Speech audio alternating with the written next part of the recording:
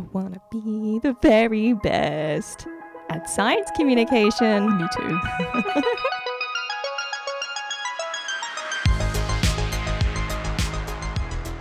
Hi there, and welcome to the very first episode of Sci Burst, a podcast about science, popular culture, and entertainment. We're your hosts, Isabel And Ella. We are two science communication and sci-fi nerds steering you in this spaceship into the multiverse of science fun. And in today's episode, Pokémon, popularity, ecology, and the gamification of science. But before we get into that, let's hear some recommendations. So Ella, what culture snap do you have for us today? Yeah, so I thought it'd be super fun for each kind of like beginning of our podcast to mention a recommendation. And mine this month, we're recording it in June. Happy Pride, everybody. My recommendation is Alice Oseman's novels, her graphic novels, her novellas. I have been so into them recently. And is that the that TV show? Heartstopper. Yeah, I haven't watched that yet, but I should. Finished it for the 4th time last night. I've read the series twice in the middle of watching it, and I'm now on to her 7th of 6 novellas. And I am loving it. I love her work. She's amazing. Queer joy. And that's my recommendation. I recommend pick one that sounds interesting to you and just try it, listeners. This is my recommendation to you. But what's your recommendation? Yeah, so I wanted to follow the Japanese theme we have going today. Yeah, that's a good one. I like that. Yes, so I want to recommend a Studio Ghibli film. So good. Which I love. And this is apparently the very first one they ever did. Yep, which is Laputa Castle in the Sky. Fun fact. And I wrote a little premise of it here because I knew I would do a bad job. Okay, well tell me, because I've never seen this one. Are you really? Yeah. No, I haven't. It's really good. So it follows the adventures of 2 orphans. One's a boy and one's a girl. And they're trying to keep a powerful crystal. And it's this blue crystal that the girl wears around her neck. From the army, secret agents, and a family of pirates. And this is all happening while they're searching for a legendary floating castle with treasures. That's so many elements. Yeah, so that's partly why I wanted to recommend it too, because there's like everything in it. So if you're into fantasy, magic, hand-drawn animation, technology, robots, steampunk, it's got everything. Sounds right up my alley, to be honest. So yeah, and I know this is technically 2 recommendations, but cheating. But there is this video game that has just come out called Ni no Kuni Crossworlds, and it's a collaboration with Studio Ghibli, and it has some characters from their films, including this one. And you weren't going to tell me about this beforehand? You were just going to bring it up in the podcast? I was just going to bring it up, yeah, and it's free to play too on your phone or on the computer. Like I didn't need this, but I need this. So that's my recommendation. These are some excellent recommendations. I think we've started off really strong. I think so too. But let's talk about Pokemon. Yeah, I mean, what more of a strong first topic could we have than Pokemon and the Pokemon franchise? I think it's such a good one to start with. And I wasn't that convinced when you first brought it up to me, but honestly, the more I researched it, the more I realized this is great to start with because it's actually everything pop culture. Like, it's not just a video game. Yeah, Isabel came to me and she was like, let's start a podcast. And I was like, have you considered Pokemon? And we kind of like brainstormed. There are so many ideas that we could fit into this. Yep. And we've gone for kind of like a really small lens this time. Yep. Because there's so much that we want to dive into. I can't believe we got this to be our first episode. So stick around. Find out some fun things about Pokemon with us today. Settle in. Grab a tea. Grab a blanket. Or go on if you're on a walk. I don't know how you listen to your media. That's really interesting to me. It's just a separate topic. Okay. Shutting down that little wormhole. Isabel, why is the Pokemon franchise so popular? This is my question to you. Yeah, so the Pokemon franchise is the highest grossing media franchise of all time with a revenue of around 110 billion And we're talking like it's way above these other franchises. This is my favorite fun fact. So there's this infographic that we'll link somewhere. Yeah. We'll put it on our socials. Yeah. And I was like, Isabel, you would not believe how highly, like how crazy permeative Pokemon is as mass media. Yeah. Like Mickey Mouse is 3 places below Pokemon. And I would have thought that's a bigger brand. Me too. And I'm a Pokemon fan. Yeah, exactly. So before I talk about some of the research I've done on why people think it's popular, I want to ask you why you like the game so much. Okay, so settle in, everybody. I love Pokemon. I did buy my Switch, which is my first kind of like big adult purchase as an adult individual living out of home. I love myself. My Switch. I bought it to play the new Pokemon. I bought it to play Sword and Shield. Pokemon is kind of like the first game that I ever got into, game series. Yeah. And there's something so captivating, I think, about firstly all the cute little characters, secondly the storytelling, the gameplay, the way it all melds together, and the way that, I don't know, just the way it takes you on kind of a journey, but you can also choose how it ends. Yes.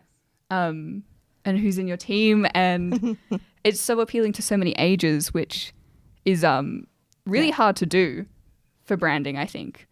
And there is like a phase that you go through in like high school. You're like, oh my god, Pokemon isn't cool. Yeah. But as a nerd, I've always found it cool. Yeah. Yeah. But is that why other people find it interesting? Yeah. So that's part of it. A big thing that they think is because the marketing isn't gendered. So you have both lots of boys and girls playing it. Yeah. And they think that's because it has the social aspect, but then also the exploration and the fighting aspect. I mean, not to like stereotype or anything, but yeah. Yeah, typically a male-dominated kind of style of gameplay. Yes. So that's one part of it, but there's some really interesting research happening in Finland around this, and they think it's popular because it appeals to our primal hunter-gatherer desires. That is things so fun. Yeah, right? So things we feel we're missing from our current urban way of living. And so that's things like exploring the world, understanding it, finding harmony with other living creatures, which is a really big one. And Pokemon leans so into kind of like the natural world and coexisting and symbiosis with Pokemon to humans to even business. Yeah. Like the world of Pokemon is so layered. Oh, yes, 100%. And I will come back to this later on too. So yeah, those are the main things of why we think it's super popular. And now I want to talk about the science in it. Okay, so you had me at science, but you also had me at Pokemon. Yes. Tell me more about the science as well. So I'm in charge of talking about the ecology and entomology. Yeah, you are. In Pokemon. And it turns out that the creator, which is Satoshi Tajiri, was an amateur entomologist who really liked collecting bugs as a kid, which makes so much sense. It makes a lot of sense. Because gotta catch them all. Gotta catch them all. Collecting as a premise, I think, is so fun. Yes. And so the game was inspired by that, of course, and just his love of nature in general. Which you can still see now. Yeah. Yeah. And I also found out there's a massive insect culture in Japan, which I didn't know until a couple of weeks ago. Yeah, I remember you telling me. Yeah, with the like firefly catching. And I would love to see fireflies in the wild, just as an aside. Yeah, and then they also fight their bugs sometimes that they collected. That's a bit more, I'm not into that as much as an idea, but I guess like I play Pokemon, so I like fighting these imaginary creatures. Yeah. Is that hypocritical of me? Probably. Oh well. And so if you've played Pokemon or have some understanding of it, you'll know that their names are quite punny. Yeah. And similar to real life creatures. But mainly insects, but there's a lot of insect, I think, influence in the design, the names. There's also a bug type, which is like a fighting class and like a strength class, which is super fun. Yes. I will start by giving the example of Pikachu, because that's the one that everyone knows, and it's not an insect, but it's Crazy. based off a pika, which is a mountain animal. It is? Yes, it's a very small and a very cute little animal in, I think it might be in Asia, but definitely North America as well. Whoa. So that's kind of cool. Is it naturally yellow? No, it's not. This is It's brown. devastating. It looks kind of like a mouse crossed with a rabbit. That's the best way I could explain. I mean, Pikachu is the mouse Pokemon, electric mouse Pokemon. That's its Pokedex description. I don't know what the link to the electricity is there. So, I mean, obviously Pokemon is not 100% accurate in terms of the science. What? Since when? This is new. Hold everything. I'm going to need a moment to emotionally recover from this. Fiction isn't real? No. Hate to break it to you. Damn. So, that's a non-insect. That is a non-insect. You're correct. But I have a few insect examples that I want to talk about, and you'll also know more about these Pokemon than me. I guess so much. So the first one is Caterpie, which resembles a caterpillar. It's literally just a straight up cute little caterpillar. Yes, it's a cute green little thing. It sure is. And it specifically resembles the caterpillar of the eastern tiger swallow butterfly. I think I've seen pictures of those, and they're the ones that don't look real, right? Yeah, because I they're think so. So cute. Yes. And they're an insect, and insects and cute aren't things I think you typically associate with each other.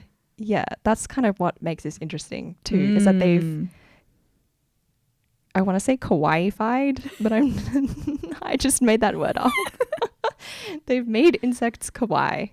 This is true. When you don't normally think of insects that way. I guess that's another reason for success, right? If you make icky things cute, all of a sudden so accessible to a lot of people. Yes. And then there is also another example I have here, which is Burmy. Oh, I love Burmy. Who resembles a bagworm. And I wanted to talk about this one because the word for Burmy in Japanese is minomuchi. Oh. Which translates literally to a cutie in a straw coat. Oh, that is so cute. Which is like the perfect explanation. I love it. Burmy is a Pokemon that when I play, and it's like in the game that I'm playing, it changes seasonally. Yes. Like the color, like the phenotype of it. So like the expression of what it looks like changes with the seasons, which is so cool as a feature. May I add. But I could never, you're supposed to be able to catch 4 of them, and I feel like I never got like the springtime one, and it's always hurt me a little bit, but I've caught so many of the winter ones. Oh yeah, so this is my, well, maybe you can catch it one day. If somebody on the podcast, if somebody listening to the podcast has a springtime Burmy to swap with me, please hit us up on our socials. You can swap, can't you? Yeah, I forgot you could do that. The world of Pokemon, man. I know. See, the only Pokemon I've played is Pokemon Go, which... It's a good game. It's a great game even. And I will also talk about why Pokemon Go is great later on, and so will Ella. So sure will. So that's entomology. But there's also a lot of ecological interactions happening in Pokemon that mimic things happening in the real world. Tell me about them. I want to know more. So we have predator-prey dynamics, we have parasite behavior, and we have symbiosis, which is mutually beneficial relationships between 2 organisms. Can you give like a real life example of symbiosis? What are the little creatures that like live on the marine animals' teeth? That was the example I was about to give. I don't know what they're called. Is it? Yes. Was it shark? Shark teeth? But yeah, I know what you're talking about because I'm thinking of Shark Tale, and I'm pretty sure it's shown in Shark Tale. Yeah, but kind of like the idea behind that is that the shark gets clean teeth. Yes. And it protects the little kind of babies from being eaten because sharks are big scary predators. But also these little tiny things then get food. So they benefit from helping out the shark. So symbiotic relationships are kind of mutually beneficial in that kind of way. Yes. Yeah. Yes. So Pokemon example of that. Please give me one. Lantern. which is super cute. Looks a bit like a dolphin crossed with an anglerfish. It's so cute.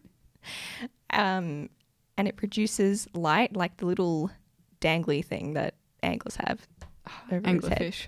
Terrifying. And that light is caused by a chemical reaction between bacteria and its bodily fluids inside the antenna.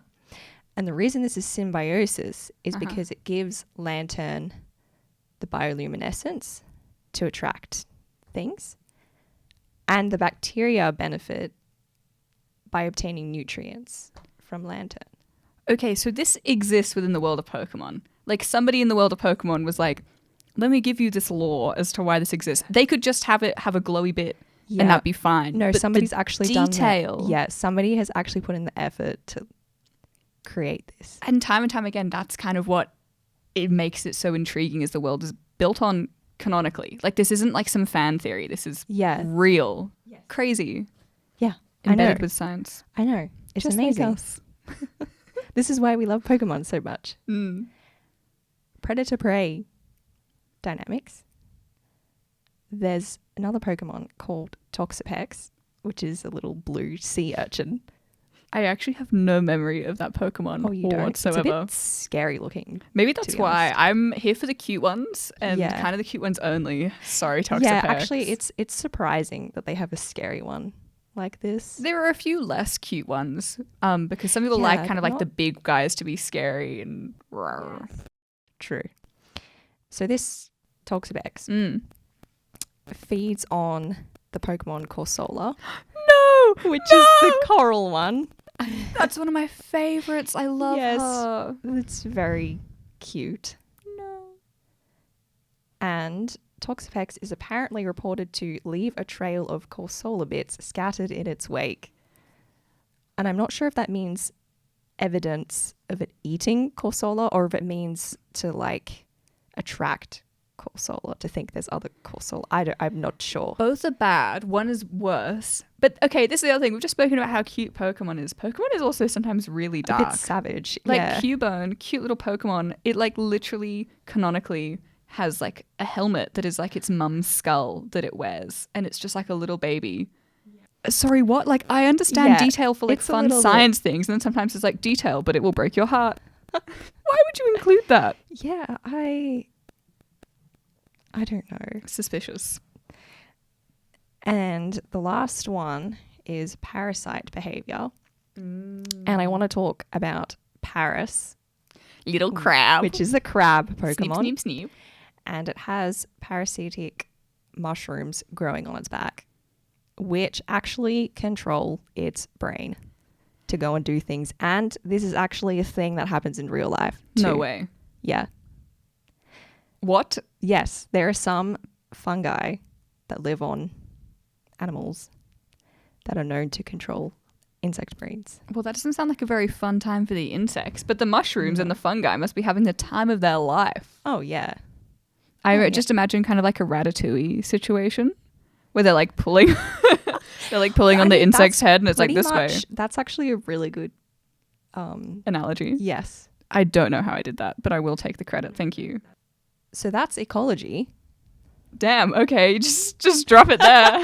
Mic drop. We're not going to drop the mics, don't worry. Listeners, we wouldn't do that Tell me about evolution, metamorphosis, Ella. Okay, so Pokemon, one of the most famous kind of mechanisms in the world of Pokemon is this idea of evolution.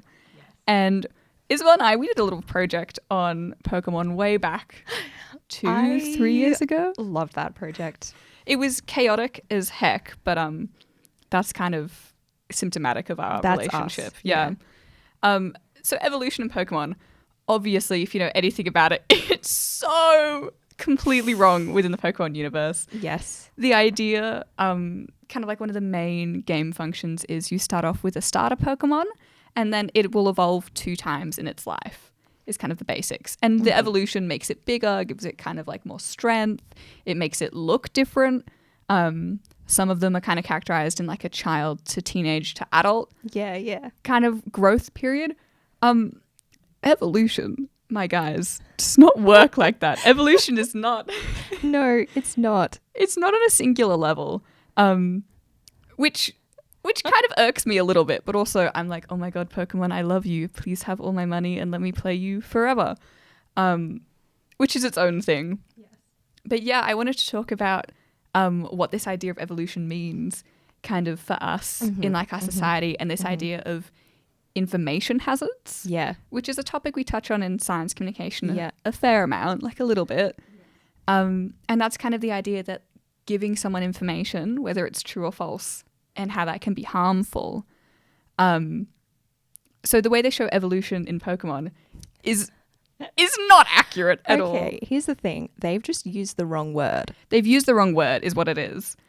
That as someone who spent like an entire major, I did a biological anthropology major, which is like studying human evolution and the differences between species. It really, really irritates me. Yes, I can see how this would annoy you. And all they've done is use the wrong word. Like metamorphosis is what it is. That's the correct word. Yes. Yeah. But I guess it's not as easy to say as evolution. It's not as fun. I think evolution and the idea of evolution sounds cooler. Yeah. Everyone likes. It's something that a lot of people is one of their first glimpses into science is like Charles Darwin, evolution. Yes. Yeah. So I understand why they've put it there, but it's a bit of an information hazard for someone to think that and to not question it just like a little bit critically. Yeah. But I also would hope that someone who is, being exposed to these terms for the first time isn't going to be like, oh, this fictional world of Pokemon has probably gotten it right. I'm going to leave it there forever. Yeah. I'd hope not. I don't think that's happening, but... Yeah. Yes. I'd hope not. The kind of the most important thing for me is like evolution is a group activity over time. And both of those elements, the group and the time, don't happen in the world of Pokemon. Yes, and it's also not simple. It's very... It's so not simple. Yeah. And there's a lot that we are still yet to understand about it. Yeah, like it's not a straight line. It's not a straight line. The fossil record is so far and few between that we do struggle to piece it together. It's a bit of a puzzle. But you know what? I'm as much as it irritates me, and please know, listeners, that it does deeply irritate me, I actually still think this is a positive thing. Like, I still think the exposure to evolution, metamorphosis, the idea that things can change their appearance but be related to what they were before, be similar and have some traits change and some stay the same. I think that is actually super helpful. Like, it's growing interest, it's letting, kids be exposed to these ideas, and it actually does explore some nuance, which is weird. Oh, for sure. Like, how does it be like evolution is singular and you're like, that's wrong, but then as a game mechanic it kind of goes into the world of epigenetics, which is what? So epigenetics kind of like how things that aren't your genetics impact your genetic expression. So impact what you look like, what you do.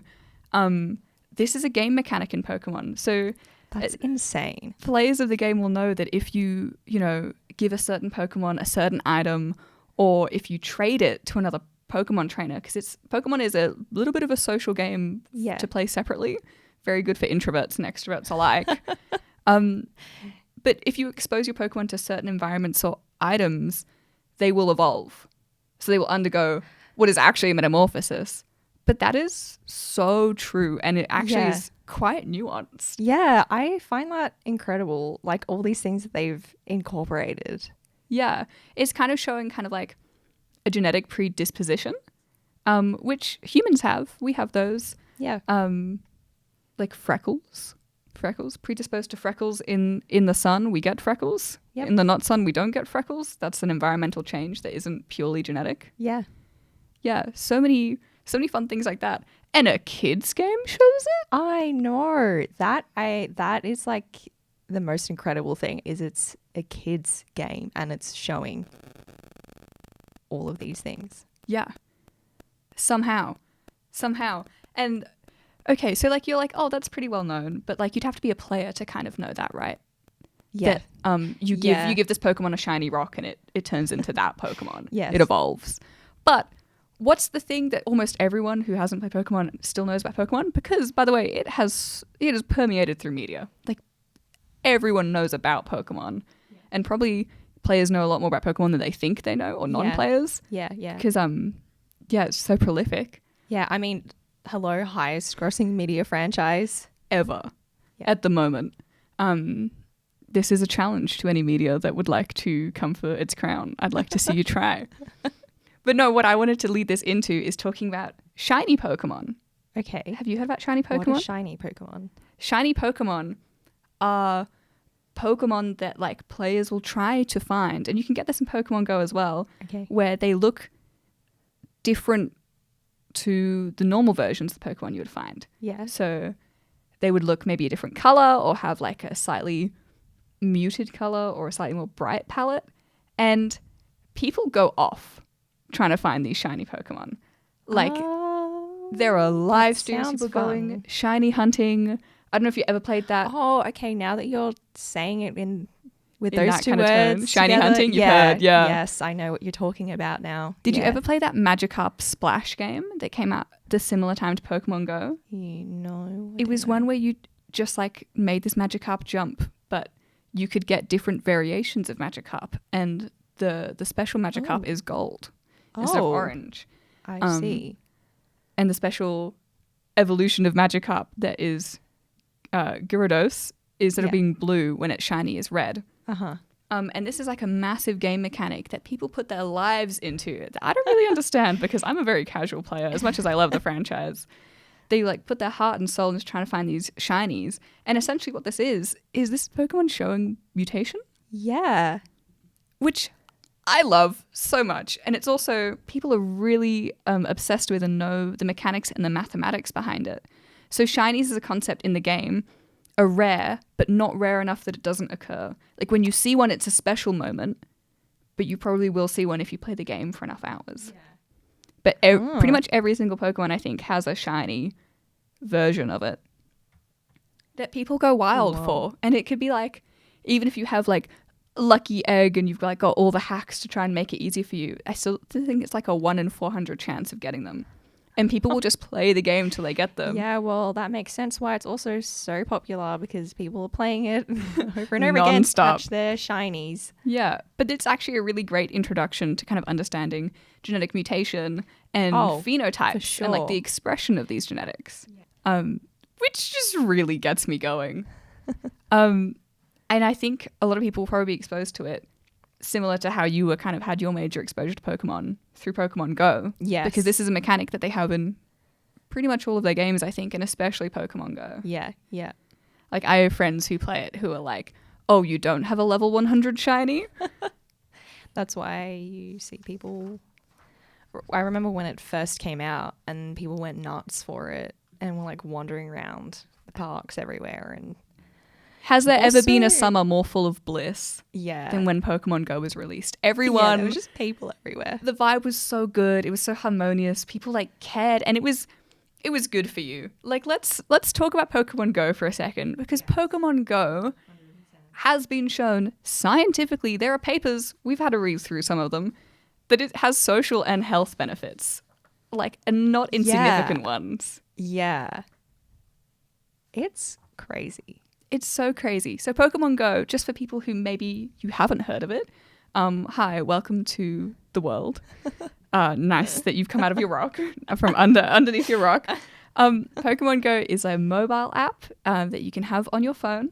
Yeah. And it is AR, which is an augmented reality game. Mm-hmm. So basically that means it blends into the current world that you're living in, which is kind of the whole idea around Pokemon at the start, is that they live around us and they live with us in our natural environment. Yeah. But this game takes it a step further. This game is, you go for walks. Yeah. You can hatch eggs. On your walks, you might see Pokemon which you can catch. Yes. They have this crazy AR filter that you can see the Pokemon animation. Yeah, I love it so much. Right in front of you, wherever you're pointing your phone camera, which is amazing. I think it was the first game to do something like that that well. And it did have its problems. Like, the game was incredibly patchy. I mean, all games have their problems. But when it first came out, everyone loved it. And there's something so special about media that just makes people happy. Yeah, it's sparked some really interesting interactions between technology but also your natural environment. Yeah. Like being on the phone, but also interacting with the surrounding like trees and parks. And also people and players, because they built that into the game more. But my first time playing Pokemon Go, and this is really sweet. Please don't interpret it as sad. Okay, I won't. We got the game on my mum's phone because she was the only person who had like the most advanced like phone that could actually download it. We got it on my mum's phone, and me, my sister, my best friend, and her little brother, we went for a walk around the block and played it together on one phone. So the walk happened because of Pokemon The walk Go. happened because of Pokemon Go, and There you go. I'd say me and the little brother were probably the most into it. But I could have told you that because I think we were the ones who had most Pokemon experience. My sister was pretty into it as a child, but she's kind of grown out of it, unlike me. But yeah, we went for the walk because of Pokemon Go, and it was kind of beautiful. Yeah. Like how nice. Yeah. How that's wholesome. Yeah. And on the topic of Pokemon Go, Tell me more about Pokemon I have Go. a really interesting fact that I found out about it to do with how many people are collecting Pokemon and all the data you get from it. So I found out if Pokemon Go players were identifying real instead of virtual animals, Yeah. they could collect as much data in 6 days, so a week, Mm-hmm. as Less has been, than. Yep, as has been collected in 400 years of natural history effort. Stop it. I believe it. That's the crazy thing is I 100% can feel in my bones that is true. So, hello, citizen science, gamification. Citizen science. Can we talk about that for a second? Can I have a moment of your time to talk about citizen science? Yes, please tell me about citizen science. So citizen science is kind of like the blending of scientists and non-experts, I would say, who are just passionate and who kind of want to help out. Kind of data collecting together is normally what it turns into. Yeah. Which has its own benefits and barriers. Yeah. But yeah, this world of like you can contribute to expert knowledge even if you don't know how to do the analysis or do the write-up or get the grant money or any of those other horrendously complicated things involved in being a scientist who's publishing and researching, but just allowing kind of like everyday people to just give it a go and just like get involved and be a part of the science that helps inform our natural world. And Pokemon has done it as one of its core game mechanics. Like, gotta catch them all, right? Yeah. Oh, yeah. Gotta catch them all. All you're doing in Pokemon, and one of the goals, and especially with the original 150, is you just gotta catch all the Pokemon and add them to your Pokedex. Do you know what a Pokedex is, Isabel? Yeah, it's the little library, right? Yeah. It's kind of like a little digital system. So again, we're talking like human integration with technology for the purpose of understanding the world around us. Deeply interesting because it was, Pokemon is not a new game. Like it's been around for some time. And yeah, you're like cataloging all of these Pokemon that you see, what regions they're in, where you found them, what their gender ratio is. Sometimes they don't even have a knowable gender, which is like this whole thing. Yeah, so I didn't know this about Pokemon until Ella told me last week. Yeah. And that's interesting. There are some Pokemon that have unknown sexes because in the world of Pokemon, the scientists haven't figured it out yet. They just don't know, which is so cool. Oh, yeah. Like you've built in to their storyline. If you wanted to imagine yourself living in the world of Pokemon, you could do a PhD into trying to understand the sex of Staryu, which is like a starfish Pokemon. You should do that PhD. I don't live in the world of Pokemon as much as I would like to. But like, okay, so that's kind of gone back into more traditional science. Yeah. But back on the paths of citizen science, that's kind of what you are. Your name's Ash Ketchum. You're an 11-year-old boy whose mum is like, get out the house. Go make some friends and have adventures. Is that really how it goes? Depending on which version which storyline you're watching or playing with. But yeah, as a child, you can contribute to the knowledge of this world. And you're having a great time doing it. That's amazing. That they've also given that power to a child. Yeah. And I think that's what makes it a universal story, right? Yeah. Because if an 11-year-old can do it, if a 3-year-old can see her mum interacting with Pokemon, if you're like a 40-year-old gym gym leader and you're like you're an expert in grass type Pokemon. Like it's almost like everyone is so well paired with science in their world. Yeah. Because knowing Pokemon is knowing the natural world, and knowing the natural world is science, and the integration is so well built in. You don't even think about it until we started interrogating it, thinking about this pod. Yeah. Crazy. Anyway, citizen science, super cool. Don't know how Pokemon did that. But there's some even cooler things that we discovered. Yeah. There's just so much to talk about. Like, I know. I know. I just want to Some of the ideas we have are like episodes in themselves. Yeah, like get us to talk about Solarpunk. Oh, yeah, which I am going to talk about a little bit at the end. But like a bigger one is coming. Don't worry. Yes, yeah. I just want to touch on, the scientists and non-scientists working together. Scientists is also, I did a lot of diving in Bulbapedia, the online wiki for Pokemon, which is huge. You should go check out Bulbapedia. You should go check out Bulbapedia. What is it? Bulbapedia. Yeah. And scientists, I completely forgot, and I've played these storylines. Scientists/researchers are a trainer class. So in the Pokemon games, you can fight scientists who've gone rogue and paired with like the Team Rocket evil baddies equivalent. Because Team Rocket is also trying to understand the world, but kind of like big corporations just want to be greedy. And some scientists go rogue and are like, I'll fight you for this knowledge. Which is super funny, and a whole interesting thing about the image of a scientist in the lab coat being evil. Yeah, it is interesting that they have both sides too. Like they have the good ones and the that you interact ones with as the hero, but you also have the bad ones who you fight as the hero. And then they have those lines throughout the game too, which are like, science is amazing. How wonderful is science? I also which are great too. saw one recently, and it was a line about how you couldn't understand this scientific book because it was written horribly in like jargony language. And as a science communicator, that tickles me so much. Yeah. Like that Pokemon is like, science is cool. Wish I could read it. Oh.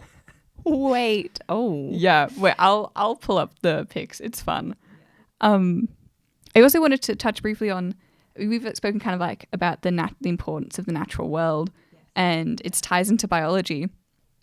Pokemon also in that world ties into mythology, but mythology is tied to science because of this. Yeah. So the storylines often in the movies, in the games, in all of the other types of media that they have, manga, the music, is about working out how our world actually functions. That's often the storyline, is how does this happen? Yeah. And kind of like the big legendary Pokemon, some of them control space and time. Like that's just a whole thing we can go into. Who was the earliest Pokemon scientifically? We could go into, and I will go into detail, but not today. Another time. But yeah, I really love that idea of mythology is science together, and neither one of it cancels out the other's importance. Well, that sounds a bit like the thesis I just finished. Yeah. Distracting you from that so you don't spiral back into your honours headspace. Yeah, I know. That's why I was like, I'm moving on from that. Moving on. The other thing that we discovered last week, and this is crazy. Okay. Let's talk about this. Let's go into, just briefly, the Pokemon Learning League, which is something I'd never heard of. I was just going off, you know how you do like a Wikipedia deep dive? Yeah. I was just like clicking all the different hyperlinks in the scientist Bulbapedia click on everything, page. Read absolutely everything. Yes. That's how to live, baby. The Pokemon Learning League, I can't even begin to describe. I know. So it was this like web-based education video series that uses the world of Pokemon. It's not canon, but is made by people who make Pokemon, that teach students about science, maths, arts, life skills. Yeah. Weirdly enough, aimed at American children. Oh, okay. I didn't know that. Yeah, aimed at American children, even though Pokemon is Japanese. I guess it is in English. So. Yeah, and it was aimed for primary school students, so kind of like from grades or years 3 to 6. Yeah. And this was set up in 2006, but only available to 2008. Yeah, so you can't get it anymore, but somebody has created a YouTube channel which you can watch all of the modules. And they've uploaded them all. Yeah, every single one. And let me just say, it is not just teaching, but there are also activities at the end of it and different kinds where you're interacting and getting to kind of digest what you've actually learned. It's kind of like the web-based module of your dreams. Like you read a textbook and you're like, Yeah. oh, my teacher has photocopied in black and white this ugly cut and paste activity. Yeah. But this is so well built. So Isabel and I watched the photosynthesis episode. It was fantastic. It was really good. It was like pretty good quality animation to lead into the storyline. Yeah. And then it broke down several times how photosynthesis occurs in way more detail than either of us expected. Okay, I was just expecting them to be like plant, leaf, sun, water. Food, good, done. Okay, thank. Yeah, but no. It went in, it used terminology. Yeah. It got like the cycle involved. There were like diagrams. There were definitions. I couldn't believe it. And for what age group was this designed for? Did you Years say? 3 to 6. I don't think I learned about photosynthesis till like biology year 8. Yeah, that's amazing. It's quite incredible, and I can't believe how much effort went into it. Because also, when you got the answer wrong, they had prompts, like audio prompts that would say, actually, that's not quite right. Yeah, and then give you a bit of a hint that was like accurate and like prompted scientific thinking and problem solving. Yeah. How? I just can't believe it. And I'm really excited that this existed. Sad that it doesn't anymore. I genuinely kind of want to go through them all and learn. Like it made it yeah. fun, and I'm a university student. And I want to go back and watch these things made for primary schoolers because they're so fun. They could 100% be used even in university classes. Just as like a little intro. Yeah, just as a reminder, or, you know, of those biology concepts like photosynthesis. Looking at them as an adult, that would probably take me maybe 5 minutes instead of like 25 to do. But it would still be useful. Oh, yeah. And it's all accurate. It was all accurate at the time. I think some of the theories have kind of been expanded on more recently. But just that existed. Yeah. And that they thought that existed, first of all, like, okay, science-based web providers and activities and interactions are kind of no biggie. At the time, I think it would have been quite big. But the fact that they chose Pokemon as the venue, as the vehicle, as the avenue to drive it, I think this really leans into how important and how prolific Pokemon is. And I didn't even know. I just thought it was like a fun, cute thing. And we have spent weeks thinking and talking and researching and reading and laughing about Pokemon together. And it's so much deeper than I thought. Yeah. And can I just say, I love that the creators realized that it's such a popular franchise and actually did something good with it. Like, they could be doing some bad things, spreading some bad messages. They could have pushed like flat earthers. Yeah. And they didn't. Yeah. Which is the bare minimum. But also, I think they've gone above the bare minimum. And the fact that it's so wholesome is just so delightful. Yeah, it's just wonderful to see. And it brings me so much joy. And this is only the surface, really. There is so much more to say about it. There is so much more to say. But I feel like we should maybe draw the curtains on Pokemon for this episode. Haha, not really, though. So something else we want to do in this podcast is have little individual sections. So what's your section, Ella? Yeah, so we thought it'd be really fun for these individual sections to kind of be like an ongoing part of the podcast where each week, you know, we kind of bring the theme that we've spoken to back to something that goes across all of our podcasts. Yeah. And anyone who knows me will have heard that I am a massive fan of the movie X-Men First Class. Mm-hmm. Yes, I've heard so much about that.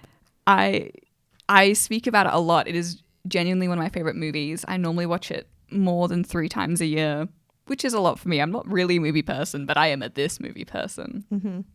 It's directed by one of my favorite directors, Matthew Vaughn. And you're thinking, Ella, okay, why did you bring X-Men First Class into this? Okay, yeah, there's some vague science themes.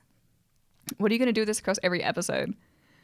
Every episode, I'm going to relate what we've just spoken to my favorite film, X-Men First Class. Mm-hmm.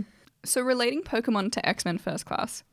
Okay, it's not even a challenge. Let me, dear listeners, Yes, please. I would love to hear this. give you a list of my opinion of what X-Men First Class characters would be if they were Pokemon. Yep. And this is something that I care about, but if you disagree with me, I do want to hear it because I'm more invested than I'd like to admit, but also this is a safe space. I'll admit it to you. We're starting off strong. Magneto, my problematic fave of X-Men First Class. If he was a Pokemon, he would be Clink Clang, which I've shown Isabella a picture of before we recorded this. The metal one. Yeah, it's a metal type Pokemon, classic for Magneto. Yep. That is known as the Gear Pokemon. It's the Yes, that's right. Wait, is this the one that's one-eyed? Yes, it's the one that has one eye. It's the final form of Clinks, which is like a singular gear Pokemon. And this just really tickled me. So Magneto is Clink Clang.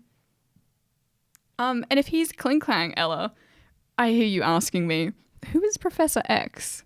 My darling Charles Xavier is in fact Mewtwo, who is the genetic Pokemon created in a lab, psychic type. Professor X has psychic powers. I've thought about this. Question me, ask me. Like, audience, engage with me. Hank McCoy, the Beast, another great X-Men character. He's the one who turns blue and holds onto things with his feet. He would be Apom, which looks kind of like a monkey. Oh, okay. Its Pokedex name is the Long-Tail Pokemon. Very dexterous. So this is why I made this choice. Maybe my strongest connection is Raven, who is a mutant who can shapeshift, transform into other people. Really helpful, really good as a plot device as well. Good job, creators of this character. She would be Ditto, which is the transform Pokemon. He's one of my personal favorites ever. Just like a little purple blob. Is that what it is? It's just like a little purple blob. blob. What it was. And when he sees a Pokemon or when they see another Pokemon, they can transform into them. Which is very, very similar to Raven's abilities. I see. So look at me go with this connection.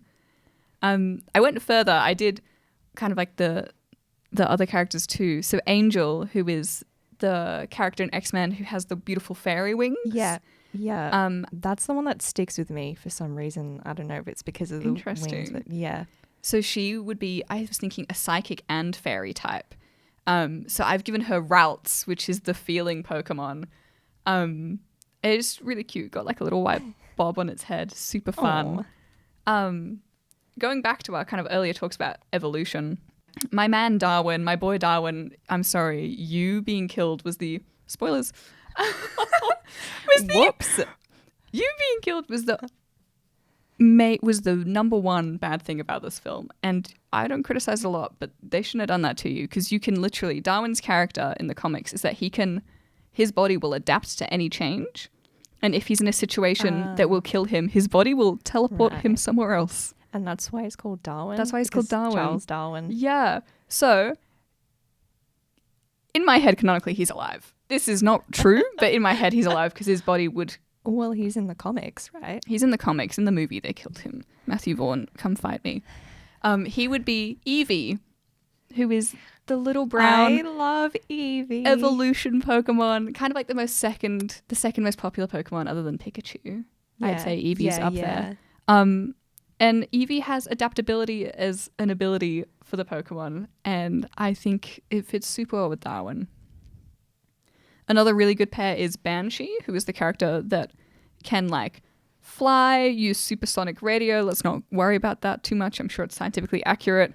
And like break glass with his voice. He would be Loudred, which is the big voice Pokemon. Okay. It's like this big buffy Pokemon. Kind of reminds me of like a stereo. I was just about to ask if it looked like a stereo. A little bit.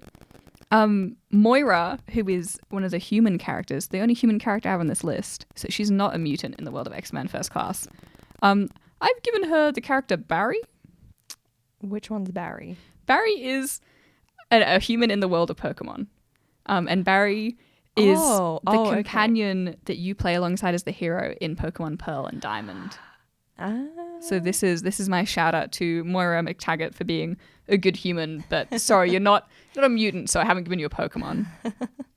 And then I've got the baddies as well. I was in Okay. depth. Oh, yeah. I Yeah. can see. Ella has 11 here. I have 11. But I mean, like, go off. I will. I will. Emma Frost, who is my favorite of the baddies. She's kind of like also a psychic. So she can like kind of go against Charles Xavier. But she's also has like this diamond form that means that nobody can hurt her when she's in it. She would be Mr. Mime, but the Galarian type. Because that is a frost and psychic type Pokemon who's known as the barrier Pokemon, which I think is super fun. And so what does this one look like? It looks like kind of like a little guy in white and blue. The original Mr. Mime is terrifying and one of the worst Pokemon ever created. I don't like him. But the Mr. Mime Galarian can get it. I'm excited. Okay. And so last two, let's hear them. Okay, so we've got Azazel, who is a bit of like a red devil, kind of like mutant in looks. He can like apparate and teleport people who hold him. Yep. He would be Morgrem, which is a devilish Pokemon. It's a dark fairy type. Its description is literally the devilish Pokemon. It looks like a pink gremlin, like a pink emo gremlin. And I love it so much. First came out in Sword and Shield. And finally, Sebastian Shaw, who is like the baddie of X-Men First Class. Yeah. I've given him, because he's so evil, he doesn't get to have a canon Pokemon. So I've given him Urain, who is a fan-made Pokemon from the fan game Pokemon Uranium, and he's a nuclear type. Because in the movie, his power is kind of like he gobbles up energy and then can pachoo it out at people, which is really nasty. So I think this is a good fit, but he didn't get a real Pokemon because he's mean to my favorite characters. Oh. And there you go. That's my list. I'd love to hear what other people think about that. I know it went on for a little bit. But this is kind of what I want to do at the end of every podcast is somehow make tenuous or really great links, as they probably will be, back to X-Men First Class, my favorite film. Isabel, what are you thinking? What are you going to do at the end of every podcast to wrap it up? So mine's a little more serious and scientific. I can't believe you say that to me. Which I think is nice because we get that mixture of something that's a little more... Yeah, you bring the class to this podcast. I guess so. So what I'm going to be doing is linking it to a theory or idea outside of science communication. Do such theories even exist? Yes, there are a lot of very interesting theories. And so today I'm going to put my cybernetic hat on. It's a nice hat.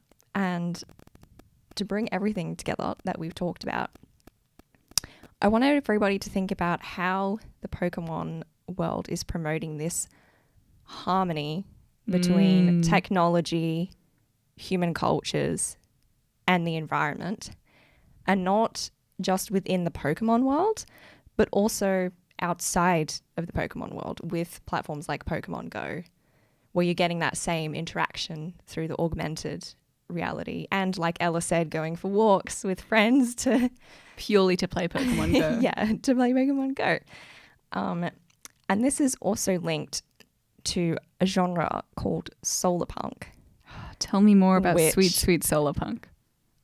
I love it. Ella was the one who told me about this genre, and it's super interesting.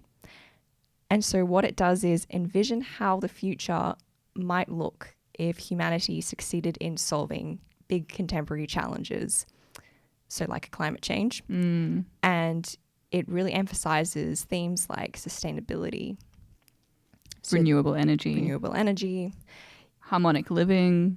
Yeah. And in the game, Pokemon, automobiles, so cars, used at a minimum. Walking or riding Pokemon is the preferred method. Yeah, or bikes. Of transport. Yep, or bikes. And the vehicles that do exist have basically no emissions, so no smoke. This is true. And the towns and cities are usually integrated with the surrounding environment. Yeah, that's like a big part of the world building, for sure. And then in the real world, of course, people who are playing Pokemon Go have to walk to hatch their eggs. You can't do it in a car. They took that function out. If you're in a car, it will say you're not walking. Yeah, hey, buddy, so it get out and actually walk. detects if you're in a car or on a bus. Which is so cool. Because I tried that once on a bus ride home and it didn't work. So You can't gamify the gamification. Yeah. There is also interacting and learning about nature so you're learning about the Pokemon, but then also the insects and creatures that might also be living in the natural environment, not just the digital world, in the place that you've gone to collect. Because you're physically there. Yeah, exactly. And I wanted to end on this quote from an interview. I love a good quote. With this guy called Junichi, I think is how you say it. Mm-hmm. I hope so. And they are a game director and composer for Pokemon. And so they've said, it's the type of place, the Pokemon world, where problems we face on Earth just wouldn't happen. There wouldn't be global warming, water shortages, or anything like that. It's a world where the people in it really want to work together with each other. Their value system is such where they would prefer to work together and eliminate these problems rather than feud. And I think we can learn so much from that. I want to live in... See, this just makes me want to live in the world even more. How beautiful. Yeah. I wish we lived in a world without climate change. I understand that it is a lot of humans' fault. Most of it. Oh, no. Yeah, unfortunately. Yeah. Damn. But how positive. What a good note to end on. I thought it was a really great thing to finish with. And such a good connection as well.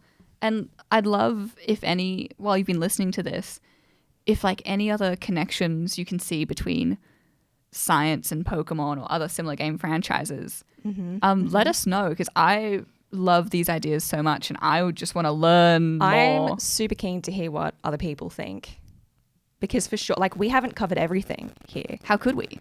No. Yeah, let us know. And we're also going to be leaving a list of academic references if you want those. Yeah, because we're like science communicators, I guess. Yeah. A little bit based in science, a little bit of that academic rigor and flair. So enjoy those while you wait. Give us your thoughts. We'll give you some of ours. But stay tuned for our next episode. Yeah. Which will probably come soon. We hope so. And stay nerdy, everyone. Stay nerdy indeed. We'll see you next time. See you next time. Aboriginal and Torres Strait Islander peoples are the first scientists, and scientists from the longest continuous culture on Earth. Sci Burst would like to acknowledge the lands on which we record, Ngunnawal and Ngambri country. We'd also like to pay our respects to traditional elders, past, present, emerging, and future.